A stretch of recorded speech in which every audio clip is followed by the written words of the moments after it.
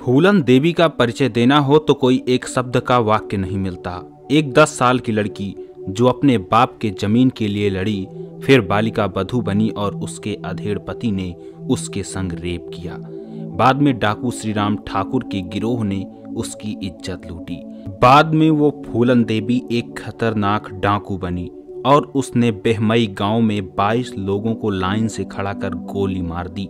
आत्मसमर्पण किया, जेल से छूटी और राजनेता बनी, संसद पहुंची और फिर उसकी हत्या कर दी गई।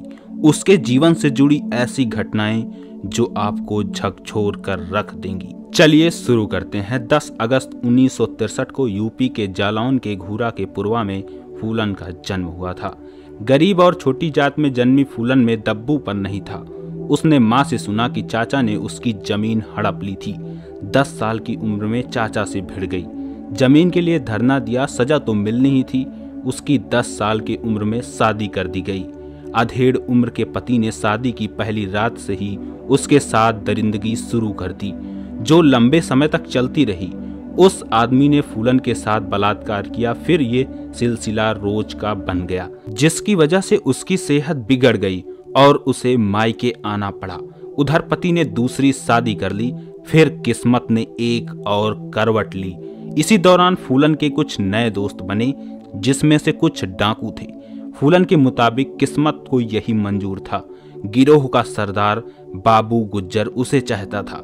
वहीं डाकू विक्रम मल्लाह भी फूलन से प्यार करता था। विक्रम और बाबू के बीच ऐसी झड़प हुई कि एक दिन विक्रम ने उसकी हत्या कर दी और गिरोह का सरदार बन गया। अब फूलन और विक्रम साथ रहने लगे थे।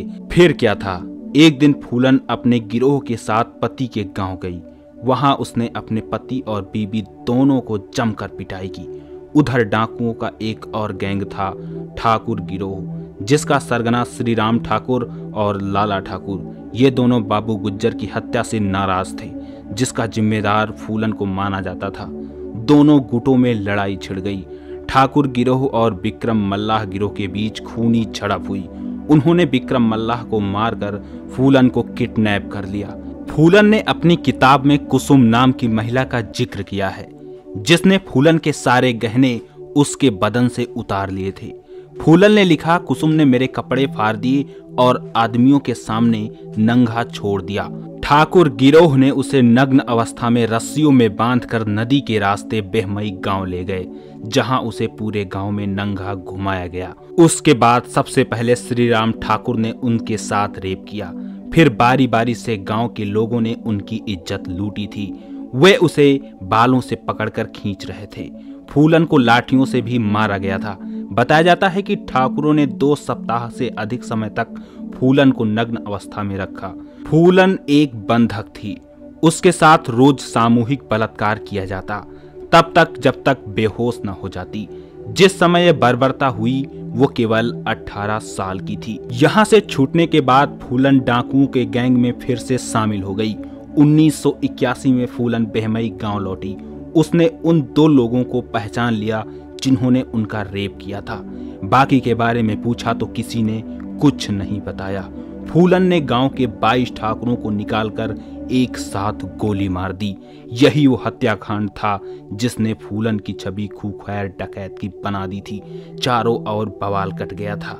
मीडिया ने फूलन को नाम दिया बैंडिट क्वीन। सरकार की पहल पर भिंड के एसपी राजेंद्र चतुर्वेदी फूलन के गिरोह से बात करते रहे। ये उनका ही कमाल था कि फूलन आत्मसमर्पण को राजी हो गई।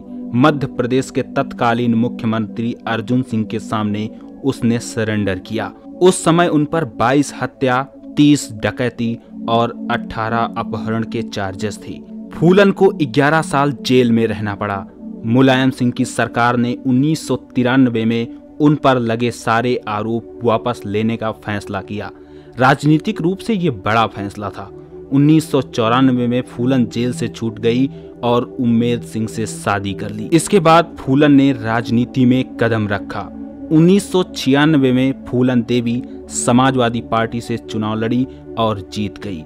मिर्जापुर से सांसद बनी। चंबल में घूमने वाली अब दिल्ली के अशोका रोड के शानदार बंगले में रहने लगी थी।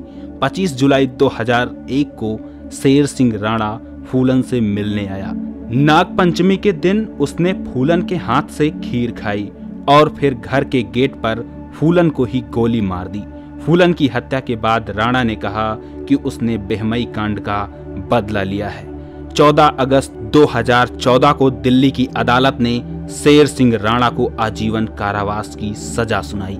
इस तरह फूलन देवी की कहानी खत्म हो गई।